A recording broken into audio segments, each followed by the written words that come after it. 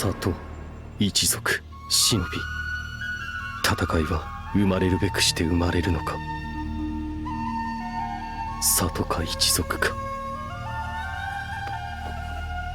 俺はどうすればいい。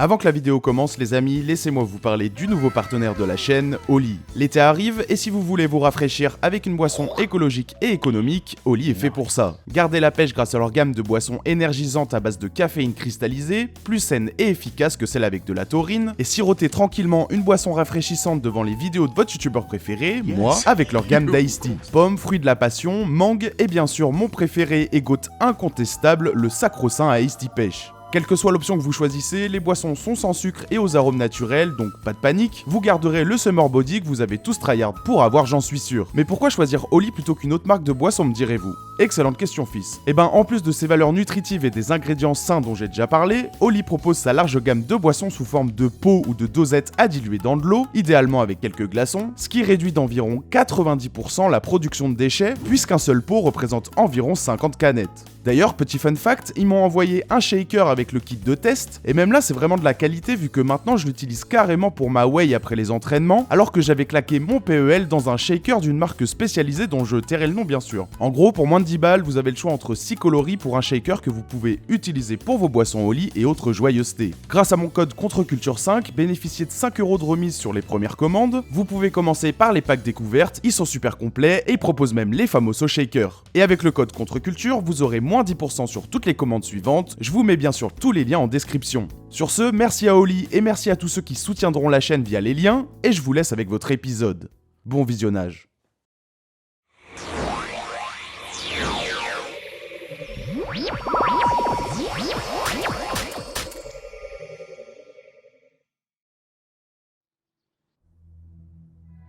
Notre histoire commence au lendemain de l'attaque du démon renard sur le village caché de Konoha. Ce triste événement aura causé la mort de bon nombre de villageois, y compris celle du 4e Hokage Minato Namikaze, qui s'est sacrifié pour mettre fin au déchaînement du monstre en scellant la moitié de son chakra dans son propre fils. Pour l'écrasante majorité, cette catastrophe était d'origine naturelle, comme un châtiment divin. Mais très vite, au sein des hautes instances du village, des accusations fusent envers l'un de ses clans fondateurs, dont l'attribut héréditaire aurait d'après la légende le pouvoir de contrôler le démon renard à 9 queues. Ce clan, c'est le clan Uchiwa. Historiquement, les Senju et les Uchiwa menaient une lutte tacite pour le pouvoir à Konoha. Mais depuis des années maintenant, notamment durant le règne du 2e Hokage Tobirama Senju, les Uchiwa étaient tenus éloignés du pouvoir central. Depuis, le ressentiment entre les partisans Senju et le clan Uchiwa, relégué au second plan en se voyant confier la tâche ingrate de diriger la police du village, n'avait fait que grandir. Face à la destruction causée par l'attaque de Kyuubi, les membres du conseil et les chefs de clan votèrent un plan de reconstruction et de restructuration, dans lequel il fut décidé que les Uchiwa devraient déménager leur quartier en périphérie du village. Cette décision unanime, contre laquelle leur chef Fugaku n'avait pas pu s'opposer, fit encore grandir la rancœur chez beaucoup de Uchiwa. Se sentant volontairement éloignés du centre névralgique du village, et avec les rumeurs d'implication des Uchiwa et de leur Sharingan dans l'attaque du démon, le clan se sent plus mis à l'écart que jamais.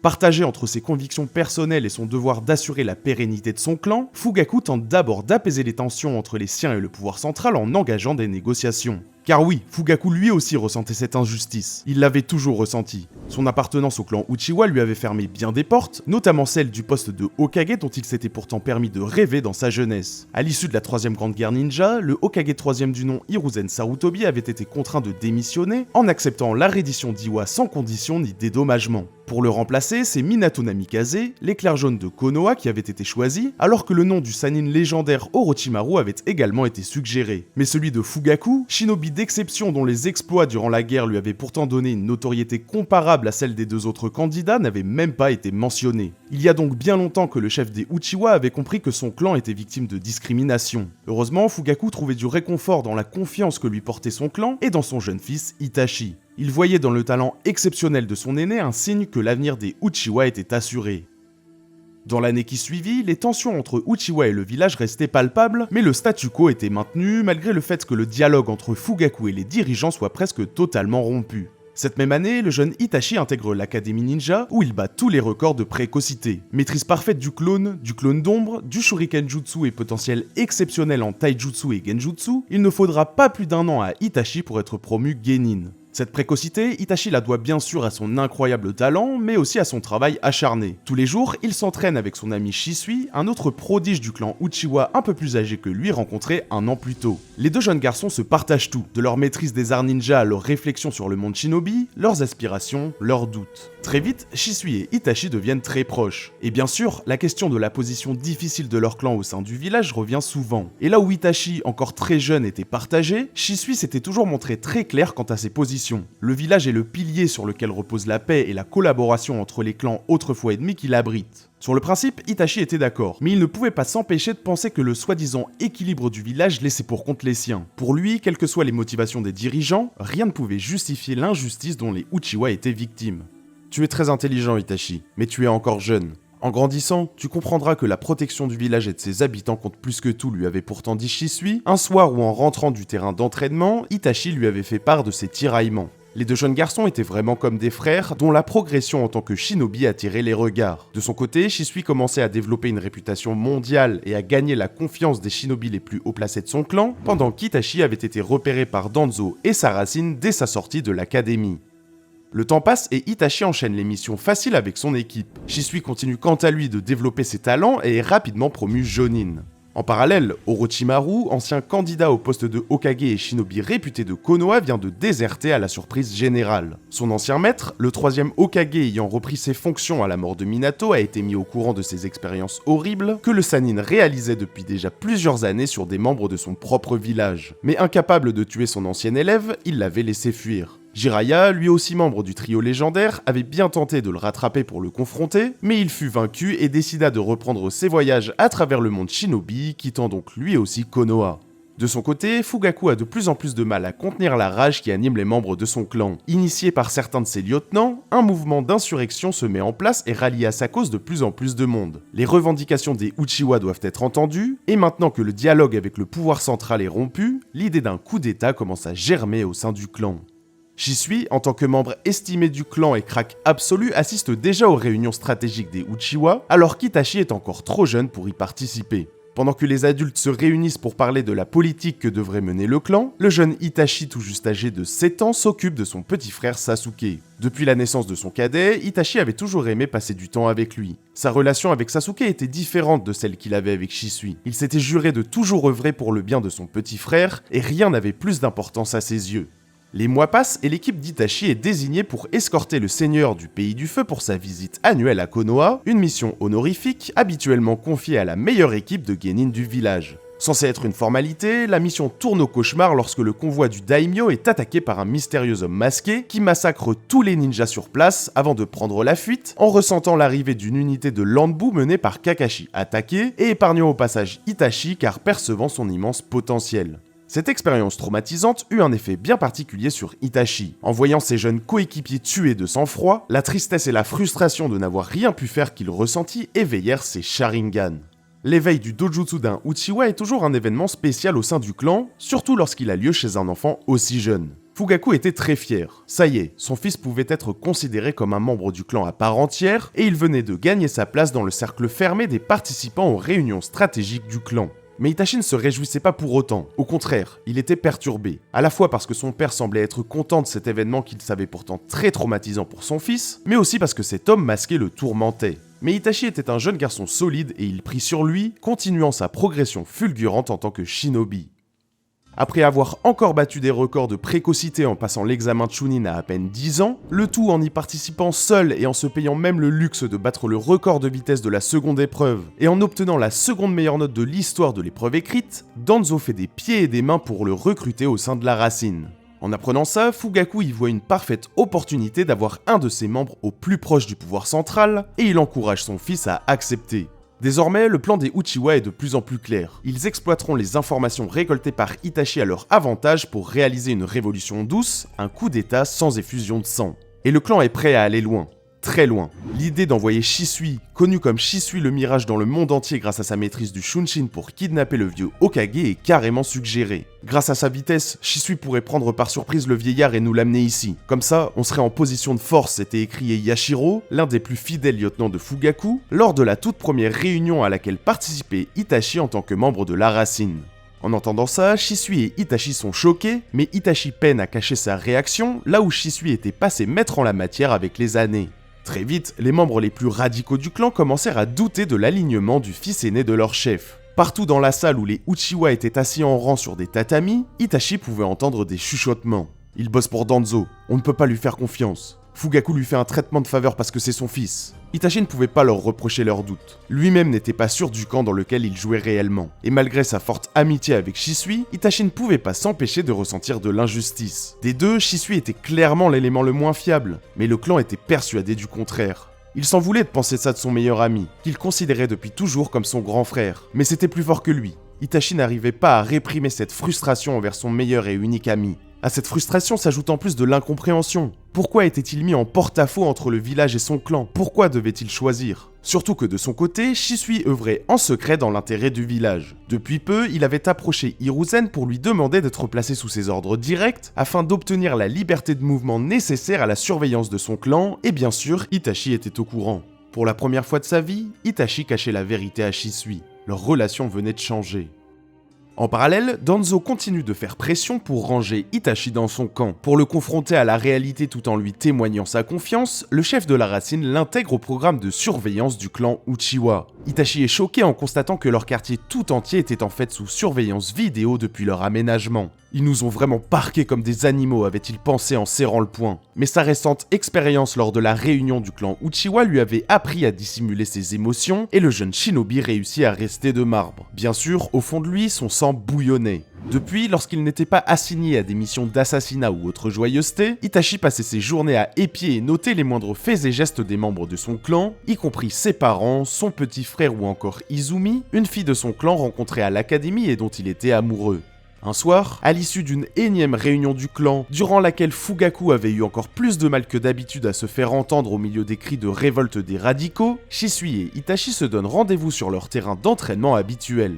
Itachi, j'ai des choses importantes à te dire, avait commencé Shisui. Ce dernier lui explique alors que le clan l'a chargé de le surveiller. Fugaku n'est bien sûr pas au courant et c'est son lieutenant Yashiro qui est à l'initiative de cette demande. Mais en ami fidèle, Shisui avait immédiatement prévenu Itachi. Choqué par cette nouvelle, ce dernier comprend qu'il va devoir regagner la confiance de son clan. Pour lui, il est hors de question d'être rejeté par les siens. Sa frustration et ses tiraillements, en plus de son amour pour son petit frère, pour Izumi et le dégoût qu'il commençait à ressentir pour la politique du village envers son clan, l'avaient récemment poussé à petit se ranger du côté de sa famille.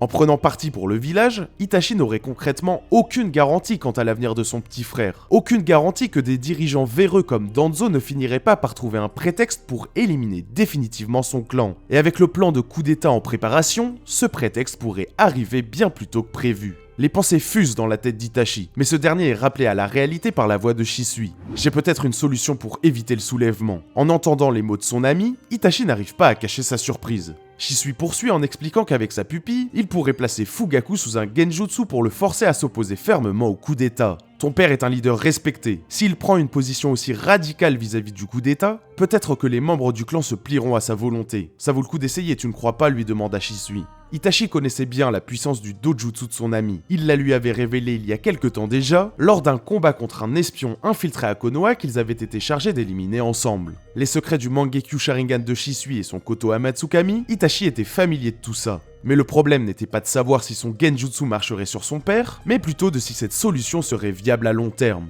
Itachi resta silencieux, mais au plus profond de lui, il pensait sans l'ombre d'un doute que non. Rien ne garantissait que le clan ne se soulève pas contre son propre chef pour faire entendre ses revendications, et le comportement de certains extrémistes comme Yashiro lui faisait même penser le contraire. Itachi comprit alors que le moment de prendre sa terrible décision était venu. Soit il laissait son père se faire manipuler, et il risquait d'assister à un soulèvement en interne au sein même du clan, soit il s'opposait à son meilleur ami, et par extension au village tout entier. Dans les semaines et mois qui suivent, Itachi est de plus en plus impliqué dans son rôle d'agent double pour son clan au sein des forces spéciales du village, tout en faisant habilement croire à Danzo qu'il joue dans son camp. Fugaku, qui avait malgré lui commencé à douter de l'alignement d'Itachi, notamment en raison des pressions des autres membres du clan, regagne petit à petit confiance en son fils. Pour renforcer cette confiance, Itachi finit par avouer à Fugaku que le clan était en fait sous surveillance depuis le début, ce dont le chef Uchiwa se doutait depuis longtemps. Pour l'heure, Itachi n'avait pas encore évoqué le cas de Shisui avec son père. Ce dilemme pesait beaucoup sur Itachi, et s'il devait trahir son meilleur ami, alors il devait s'assurer que ce soit la meilleure et unique solution. Et puis, confronter Shisui de face reviendrait à prendre un gros risque, car ce dernier était encore trop fort pour lui. Mais Itachi était plein de ressources, et c'est alors que débuta la mise en place de son plan. Itachi fait désormais cavalier seul dans l'intérêt du clan, et il le sait parfaitement, l'avenir des siens repose entièrement sur ses seules épaules. Et ça, Fugaku le savait.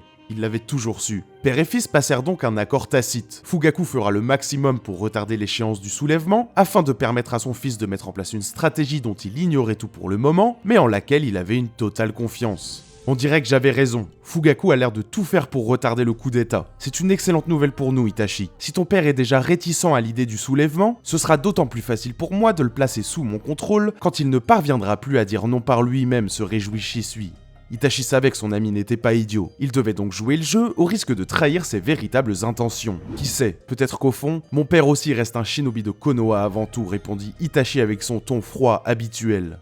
Un soir, alors qu'Itachi était à son poste de surveillance du clan, il aperçut comme une déformation sur les images des caméras de sécurité pointant sur la porte d'entrée du quartier des Uchiwa. Ce n'était pas la première fois que ce phénomène se produisait, et à chaque fois, cette sorte de mirage avait lieu la veille des réunions stratégiques du clan. Itachi avait donc mené l'enquête. Après plusieurs semaines de surveillance et de recherche, Itachi finit par se mettre en planque à l'entrée du quartier des Uchiwa la veille d'une des réunions afin d'observer de ses propres yeux le phénomène. Et il ne fut qu'à moitié surpris en voyant au loin une silhouette fantomatique familière apparaître discrètement et se rendre au temple de Naka pour y retrouver Yashiro, le premier lieutenant de son père. Pas de doute, cette silhouette, c'est celle de l'homme masqué qui avait autrefois tué l'escouade chargée de la protection du seigneur du pays du feu. Grâce à une technique spatio-temporelle, l'homme masqué se rendait régulièrement à Konoha pour rencontrer Yashiro, le manipulant en lui transmettant des informations sur le village, dans le but de l'encourager à la mise en place du coup d'état. Tout prit sens dans la tête d'Itachi, un homme connaissant les rouages du village et du clan, jusqu'à la pièce secrète cachée sous les tatamis du temple de Naka, et maîtrisant une technique aussi complexe que le ninjutsu spatio-temporel, cet homme ne pouvait être qu'un Uchiwa renégat s'étant éveillé au Mangekyo Sharingan.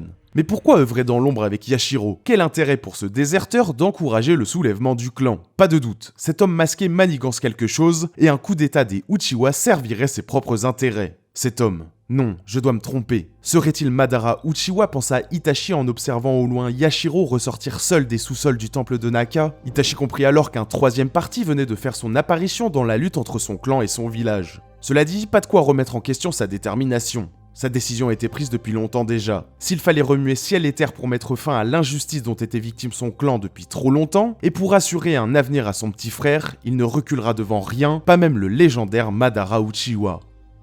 Un peu de temps s'est encore écoulé, et Sasuke fait son entrée à l'Académie Ninja. 6 ans déjà, le temps passe si vite. Je me souviens encore de quand il tenait à peine sur ses petites jambes et te suivait partout, s'amuse Shisui. Habituellement stoïque, Itachi ne put retenir ses larmes. « Tout va bien Itachi ?» s'inquiéta Shisui. « Excuse-moi Shisui, je viens de parler à mon père. Le coup d'état est pour bientôt. J'ai bien peur que tout repose sur toi. Je m'en veux d'être aussi impuissant, répondit Itachi. Ne t'en fais pas, on s'y est préparé, n'est-ce pas ? Tu as déjà fait beaucoup. Si ça peut permettre d'éviter un conflit au sein du village, c'est la bonne chose à faire, pas vrai ? Bien sûr, Itachi avait menti. Mais pour le bon déroulement de son plan, il avait absolument besoin que Shisui exécute le Koto Amatsukami sur son père. Car en réalité, Itachi venait tout juste d'avouer à Fugaku que Shisui travaillait en fait pour le compte du village, et il lui avait fait part de son plan de le manipuler grâce à son Mangekyo Sharingan. Fugaku en avait alors profité pour lui révéler qu'il avait lui aussi développé ce dojutsu lors de la précédente guerre shinobi. Il lui avait assuré qu'il s'occuperait lui-même de Shisui s'il tentait quoi que ce soit contre lui. Mais Itachi insista et demanda à son père de ne rien faire. Pour que son plan élaboré sur plusieurs mois soit un succès, il avait besoin que Fugaku se laisse prendre par le Koto Amatsukami. En effet, ce genjutsu était surpuissant car il plaçait sa cible sous son contrôle sans que cette dernière n'en ait conscience. Mais Shisui le lui avait révélé. Quiconque sait que la victime est sous l'emprise d'une illusion peut rompre le Koto Amatsukami comme un genjutsu classique. Et l'utilisation des pupilles de Shisui était très taxante pour lui, et il lui fallait un bon moment avant d'en récupérer l'usage. C'est précisément sur ce laps de temps qu'Itachi avait basé toute sa stratégie. Alors comme ça, le coup d'état approche. Merci de m'en informer. Visiblement, tu as fait ton choix. Je ne vais pas passer par 4 chemins. Hiruzen se berce d'illusions s'il pense pouvoir empêcher le soulèvement par le dialogue. Et crois-moi, en le comprenant, il prendra les mesures nécessaires. Tu comprends ce que je te dis, n'est-ce pas, Itachi ? La voix grave de Danzo, qu'Itachi avait demandé à voir d'urgence, résonnait dans l'immense enceinte vide du quartier général de la Racine. Je comprends parfaitement, et je ferai le nécessaire, répondit calmement Itachi. Bien, De mon côté, je vais devoir mettre Shisui le Mirage hors d'état. Il a suggéré à Hiruzen vouloir placer Fugaku sous l'emprise de son dojutsu. Mais toi comme moi, on sait que cette solution ne représente en aucun cas une garantie. Au contraire, cela ne fera que retarder l'échéance, poursuivit Danzo.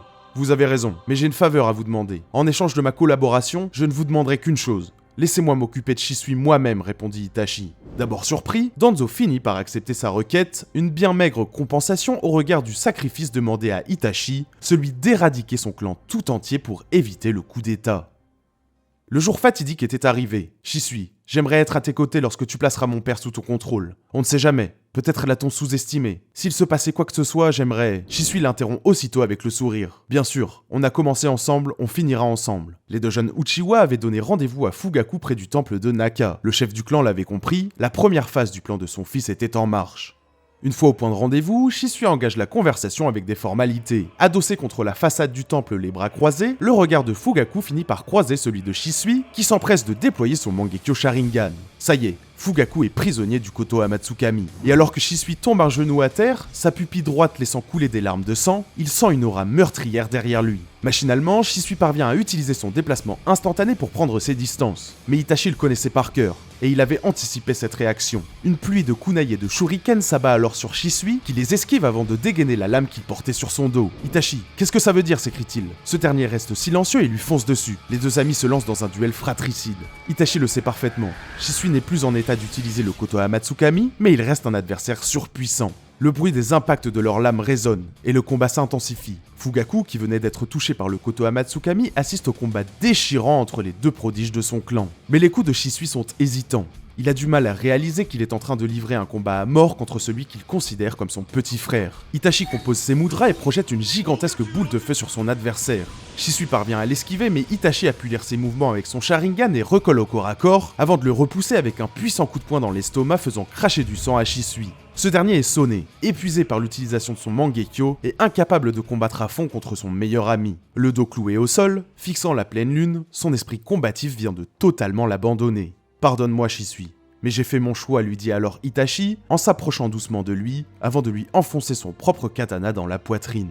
Je vois, je m'en veux de ne pas avoir remarqué le doute qui t'habitait tout ce temps. Tu es quelqu'un de bien, Itachi, et je suis fier de toi, dit alors Shisui avant de mourir. Itachi s'effondre au sol, les pupilles remplies de chakra et de larmes de sang, laissant apparaître un kaléidoscope. Fugaku s'approche alors de son fils et pose sa main sur son épaule. Le bruit de leur affrontement avait rameuté des membres du clan. Tous sont choqués de découvrir la dépouille de Shisui surplombée par leur chef et son fils. Rentrez chez vous, je vous expliquerai tout dans 2 jours lors de la prochaine réunion au temple, lança froidement Fugaku au curieux, avant de relever son fils et d'emporter le corps de Shisui. Une fois rentrés chez eux, Sasuke et Mikoto sont déjà endormis. Itachi reprend peu à peu ses esprits. La première étape de son plan, celle qui lui coûta le plus cher, était réussie. Après quelques instants, Itachi rompt le Koto Amatsukami que Shisui avait lancé sur son père. C'est terrifiant. Je ne m'étais même pas rendu compte d'avoir été mis sous l'emprise de son genjutsu. Quel pouvoir oculaire exceptionnel. Itachi acquiesça. Il le savait mieux que personne, et le dojutsu de son ami avait justement un rôle à jouer dans toute cette histoire. En effet, la pupille droite de Shisui était pour l'heure inutilisable, mais sa pupille gauche pourrait être fonctionnelle d'ici peu. Itachi préleva alors les Sharingan de son ami sur sa dépouille, confiant à son père la tâche de cacher la pupille droite, et implantant la gauche dans un de ses corbeaux qu'il avait l'habitude d'invoquer en combat. Père et fils se séparèrent donc, sachant que dès le lendemain, la seconde étape du plan d'Itachi se mettrait en marche. Le lendemain matin, Itachi arrive au QG de la racine où il est accueilli par Danzo. Ce dernier lui explique qu'il est au courant de la mort de Shisui, rien d'étonnant, le quartier des Uchiwa est sous surveillance 24 heures sur 24. Nous allons maquiller sa mort en suicide. Shisui était un jeune shinobi bien trop gentil. Nous expliquerons qu'il a craqué sous la pression. Avec ses antécédents familiaux, ça passera comme une lettre à la poste. Même Hiruzen n'y verra que du feu. Et si tu n'y vois pas d'inconvénient, nous aimerions lui offrir des funérailles nationales. Après tout, il était l'un des meilleurs éléments de Konoha, explique Danzo. Itachi comprit évidemment immédiatement que Danzo souhaitait s'accaparer les pupilles de Shisui. Mais plein de sang-froid, il répondit que la dépouille de Shisui avait été sécurisée par son père. Pas la peine de maquiller sa mort en suicide. C'est pour demain soir. Vous n'aurez qu'à attendre que j'ai accompli ma mission pour le faire passer comme une victime. Au même titre que tous les autres, explique-t-il. Danzo accepte d'un air satisfait, sûr d'avoir parfaitement manipulé Itachi à son avantage. Il était loin de savoir que c'est lui qui venait en fait de tomber dans un piège. Le soir venu, Itachi et Fugaku se rendirent aux abords du temple de Naka, guettant au loin l'arrivée de Yashiro, qui comme à chaque veille de réunion stratégique avait rendez-vous avec l'homme masqué. Itachi avait fini par tout révéler à son père, qui comprit que cet Uchiwa renégat était une réelle menace pour le clan, au même titre que Danzo et ses partisans. Yashiro, je te faisais confiance, dit-il en voyant son lieutenant entrer dans le temple et soulever les tatamis menant au sous-sol, où était cachée la stèle de pierre, héritage de l'ermite Rikudo légué au Uchiwa.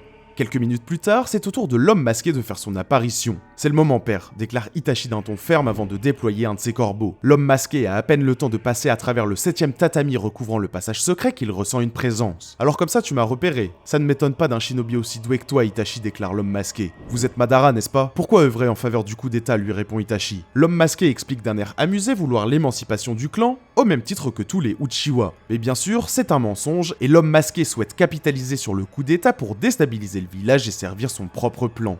Et ça bien sûr, Itachi l'a compris, et alors que l'homme masqué poursuit ses explications, le corbeau invoqué un peu plus tôt fait son apparition dans la pièce avant de se poser sur l'avant-bras d'Itachi. L'homme masqué a à peine le temps de réaliser que le corbeau porte une pupille étrange qu'il est comme figé. Incapable d'utiliser son ninjutsu spatio-temporel, ni même de réaliser le moindre mudra, l'homme masqué est frappé par un feu noir, provenant cette fois de l'œil d'Itachi.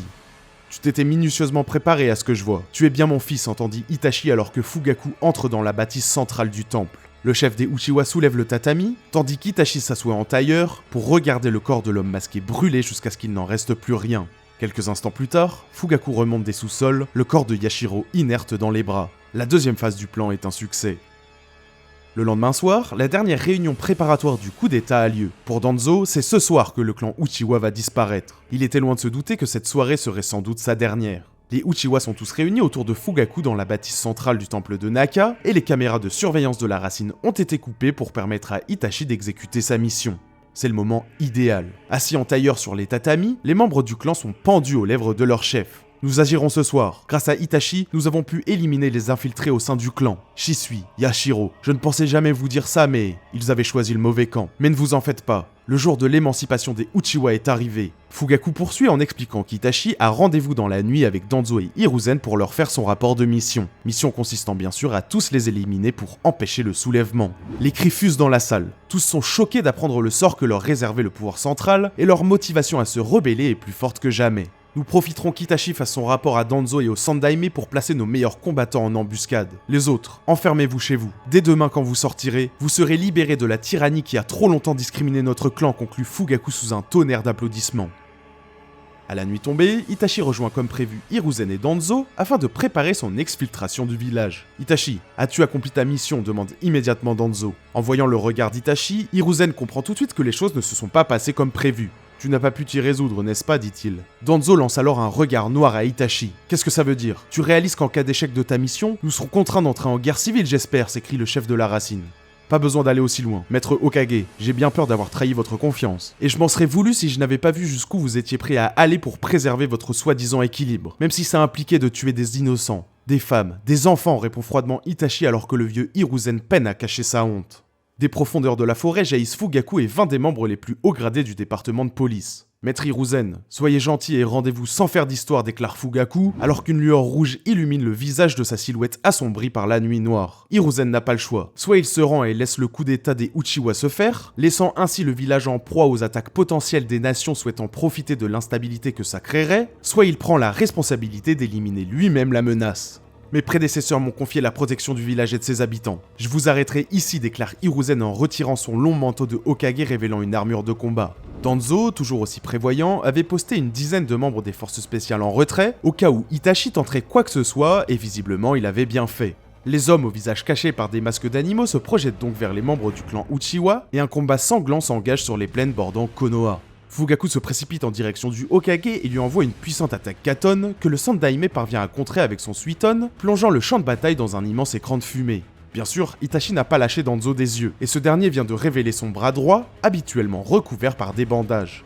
Itachi découvre avec horreur que son bras est recouvert de Sharingan qu'il avait récolté au fil des années et qu'Orochimaru lui avait implanté avant de déserter le village quelque temps plus tôt. Je vois, voilà donc pourquoi vous teniez tant à récupérer le corps de Shisui, lui dit Itachi. Toujours aussi perspicace à ce que je vois. Quel dommage que je sois forcé de t'éliminer ici, répond Danzo avant de se projeter sur son adversaire. Les combats se poursuivent, tous les Hanbu, Presque tous les membres de la police sont tombés, et les rares rescapés sont gravement blessés. Seuls Fugaku, Hiruzen, Danzo et Itachi sont encore debout. À plusieurs reprises, Itachi pensait avoir porté un coup fatal à son adversaire. D'abord avec son Tsukuyomi, puis avec son feu noir. 3 fois de suite, le chef de la racine semblait être revenu d'entre les morts pour poursuivre le combat. Bien sûr, il ne fallut pas longtemps à Itachi pour comprendre que Danzo possédait autant de vie qu'il avait de Sharingan sur son bras. Leur combat s'était alors transformé en une bataille d'attrition, pendant qu'Hiruzen et sa puissante invocation Enma repoussaient difficilement les assauts de Fugaku. Vous n'êtes plus tout jeune, maître Hokage. Quand Itachi en aura fini avec cette ordure de Danzo, vous serez vaincu. Après plusieurs longues minutes, Itachi commence à s'essouffler, mais Danzo n'a plus qu'un seul Sharingan lui permettant d'utiliser le genjutsu ultime des Uchiwa, l'Izanagi. C'est le moment décisif. Danzo se précipite vers Itachi avec sa lame de vent et lui transperce la poitrine. Mais alors qu'il croit l'avoir emporté, le corps d'Itachi se décompose en un nuage de corbeaux qui s'envolent dans le ciel, puis se rassemble pour former à nouveau le corps d'Itachi. Depuis près de 3 minutes, Danzo se battait en fait tout seul contre une illusion, et ses 3 derniers Sharingan, calibrés pour lancer Izanagi toutes les 60 secondes, se fermaient alors que le chef de la racine n'avait en réalité reçu aucun coup fatal dans cet intervalle. Comprenant avoir été piégé, Danzo refuse sa défaite et déploie un saut d'autodestruction pour dévaster le champ de bataille et emporter tout le monde avec lui dans la tombe. Désolé Hiruzen, je t'emporte avec moi, mais une fois les 2 membres principaux du clan Uchiwa tués, nos successeurs ne feront qu'une bouchée de ce maudit clan et écraseront la rébellion, pensa-t-il, avant de se faire exploser. Mais Fugaku, qui gardait un œil attentif au combat d'Itachi, se précipite vers son fils et déploie un avatar de chakra surpuissant pour encaisser la détonation. Hiruzen a quant à lui à peine le temps de s'en éloigner que sa jambe est emportée par l'explosion. Une mort à l'image de ce qu'était Danzo, un homme prêt à tout pour arriver à ses fins. Les Uchiwa ont vaincu.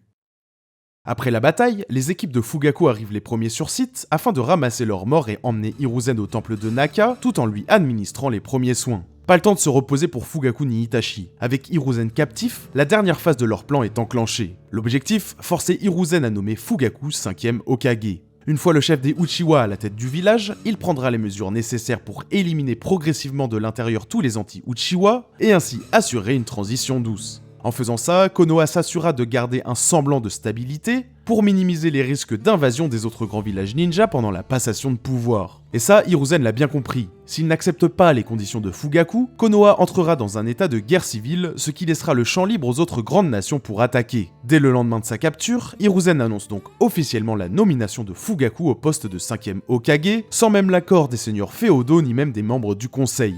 Tous comprirent alors très vite que les Uchiwa venaient de réaliser un putsch, et des mouvements d'insurrection voient rapidement le jour. Il fut même suggéré de faire appel à Jiraiya pour mener la lutte contre le nouveau gouvernement Uchiwa, mais Fugaku avait bien sûr anticipé cette réaction des chefs de clan.